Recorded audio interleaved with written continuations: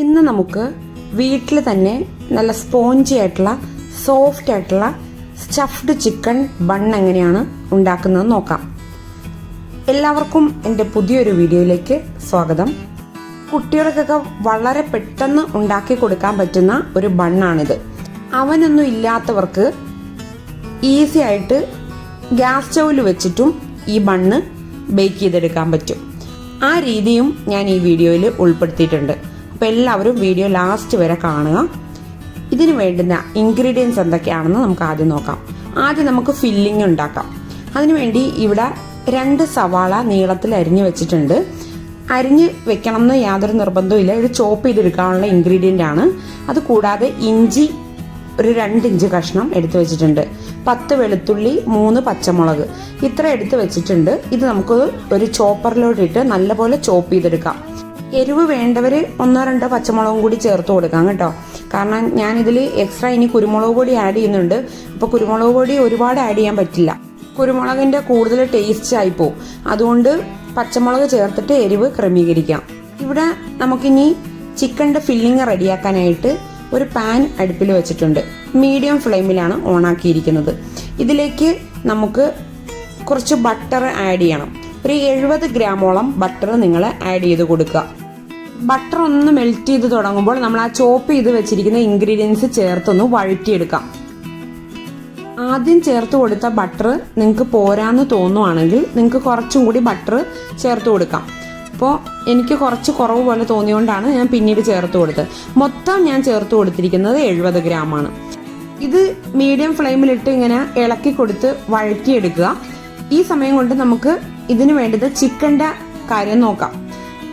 ഈ കീമ റെഡിയാക്കാൻ വേണ്ടിയിട്ട് 1/2 കിലോ ബോൺലെസ് ചിക്കൻ പീസ് എടുത്ത് മിക്സിയിൽ അരച്ച് വെച്ചിരിക്കുന്നതാണിത്. ഈ ചിക്കൻ ഇങ്ങനെ അരച്ച് സൈഡിൽ മാറ്റി വെക്കുക. ഇപ്പം നമ്മൾ അടുപ്പിൽ വെച്ച് വഴറ്റി കൊടുത്തുകൊണ്ടിരിക്കുന്ന മസാലയൊക്കെ നല്ല പാകമായി വന്നിട്ടുണ്ട്. പച്ചച്ചോവയൊക്കെ മാറിയിട്ടുണ്ട് സവാളയുടെയൊക്കെ. ഏകദേശം ഒരു 4-5 മിനിറ്റോളം മീഡിയം ഫ്ലെയിമിലിട്ടാണ് വഴറ്റി കൊടുത്തിരുന്നത്.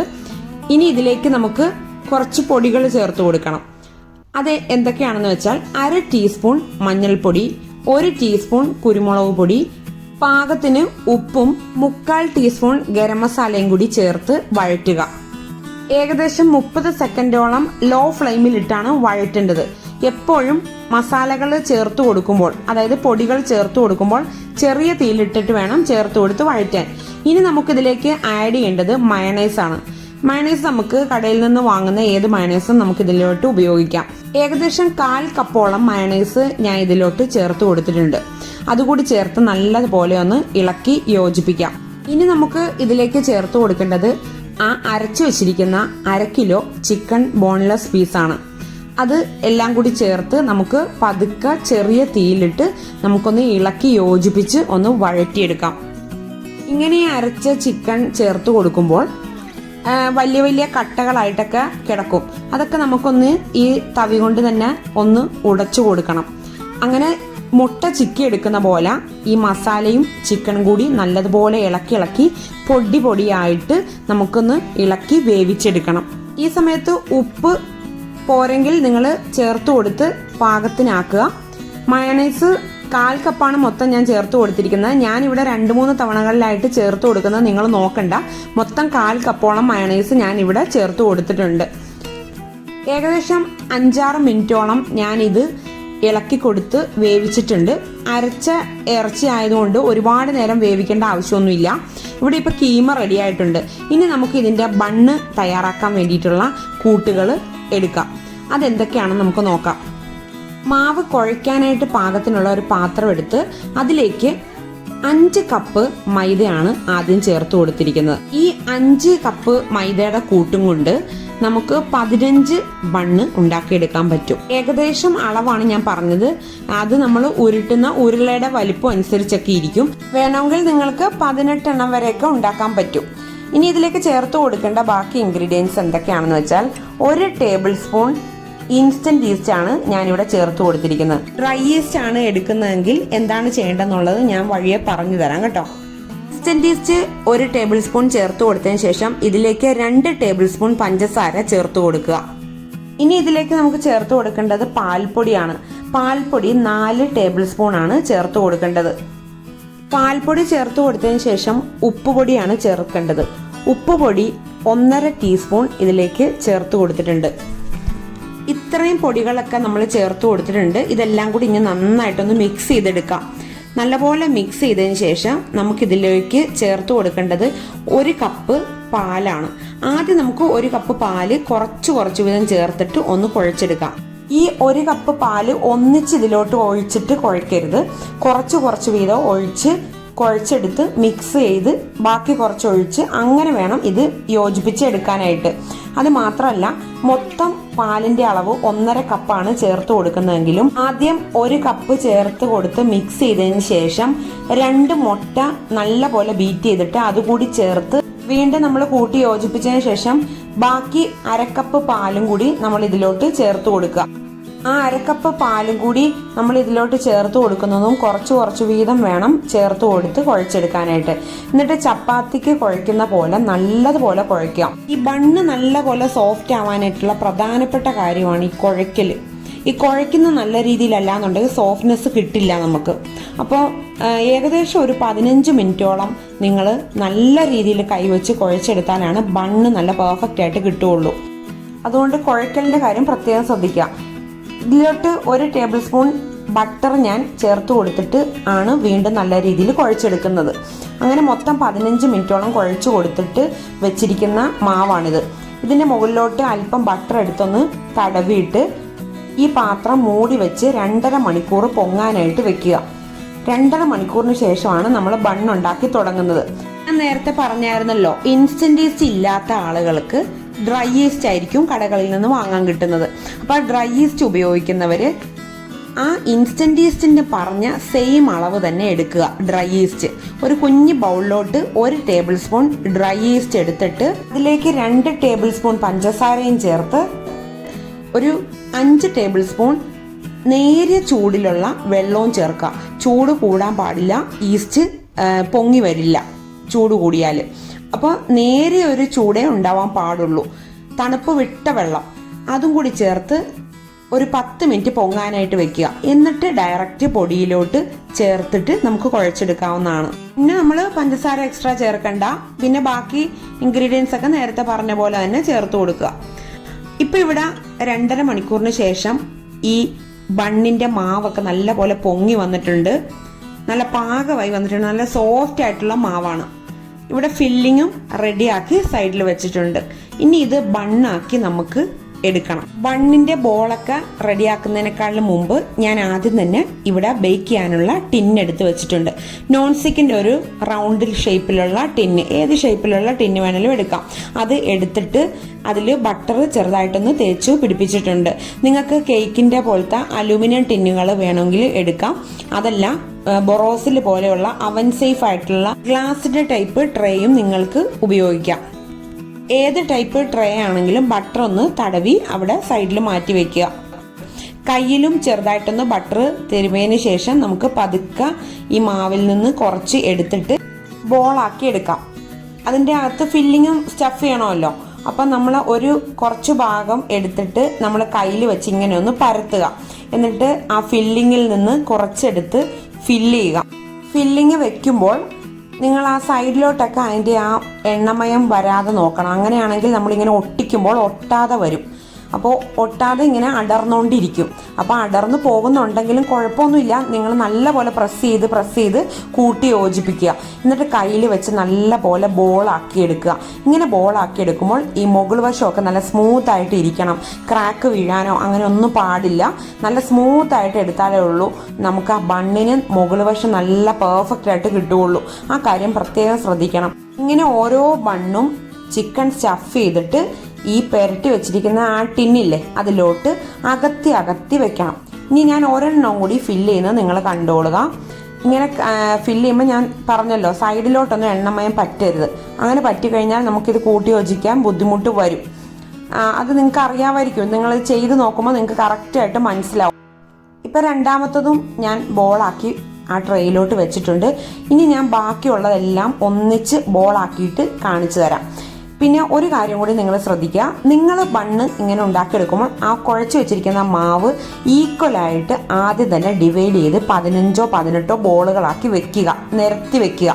എന്നിട്ട് പിന്നെ ഫില്ലിങ്ങും ഓരോന്നിന് പാകമായിട്ട് ഫില്ലിങ് മാറ്റി വെക്കുക.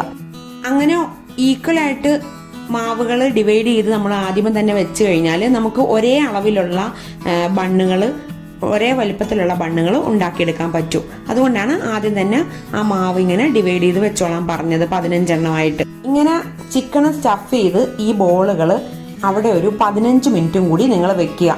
അതിനുശേഷം വേണം ബേക്ക് ചെയ്യാനായിട്ട്. അപ്പോൾ ഇവിടെ ബോളുകളൊക്കെ ഇത്തിരി അകത്തിയാണ് വെച്ചിരിക്കുന്നത്.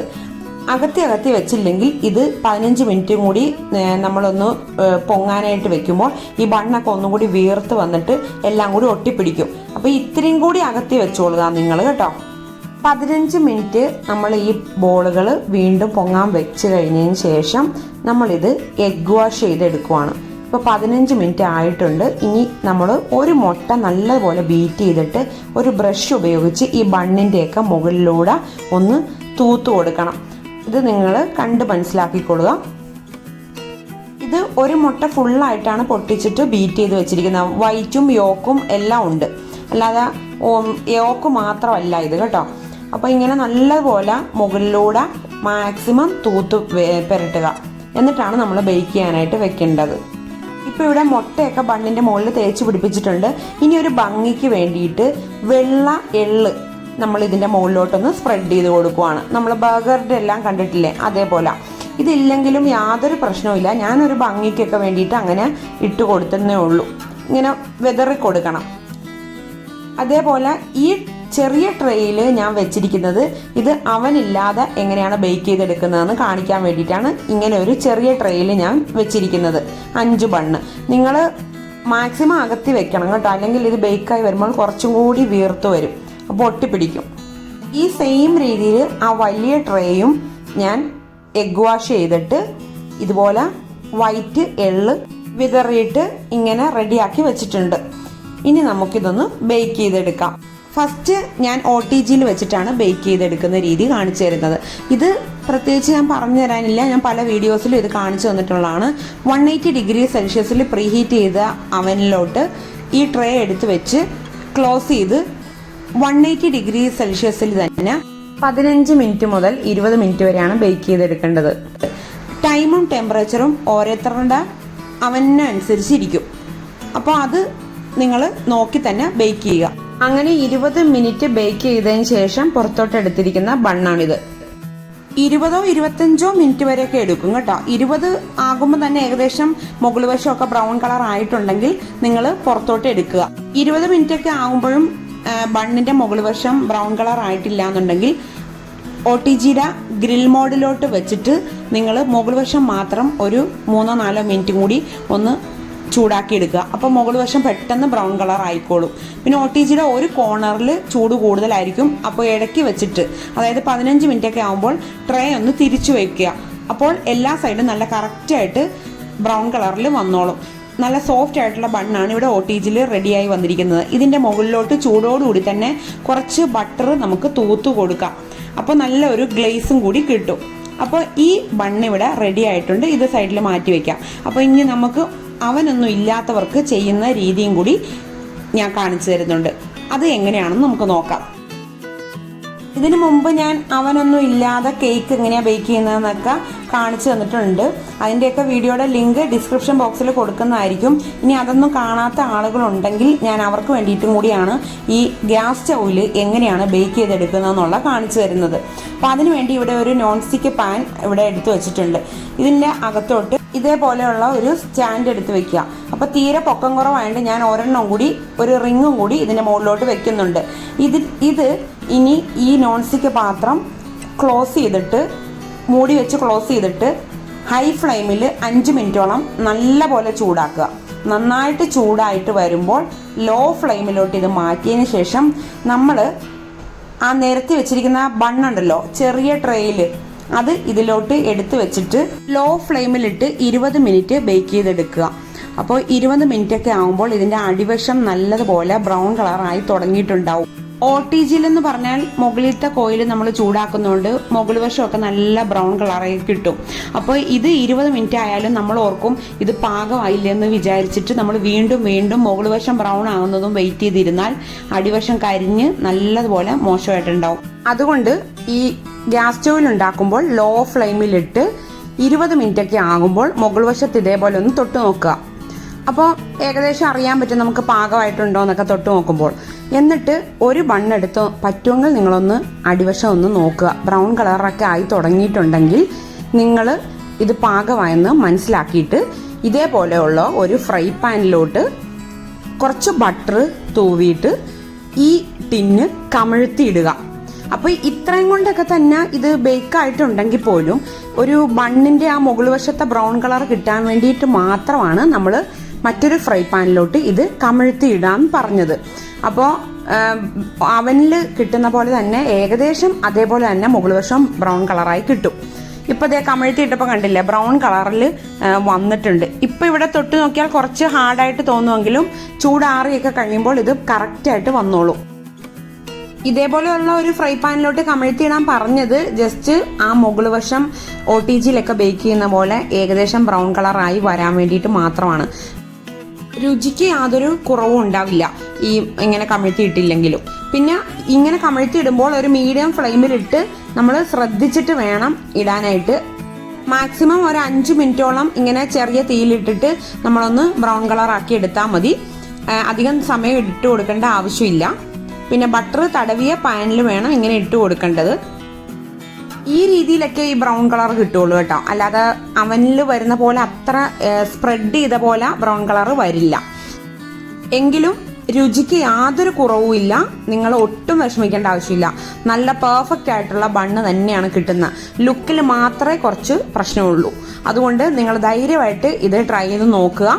ഇതിനി ചൂടോടുകൂടി എടുത്ത് നമ്മളൊരു പ്ലേറ്റിലോട്ട് മാറ്റുവാണ്. കൂടുതൽ സമയം ഇട്ടൊന്നും മൊരിയിക്കരുത്.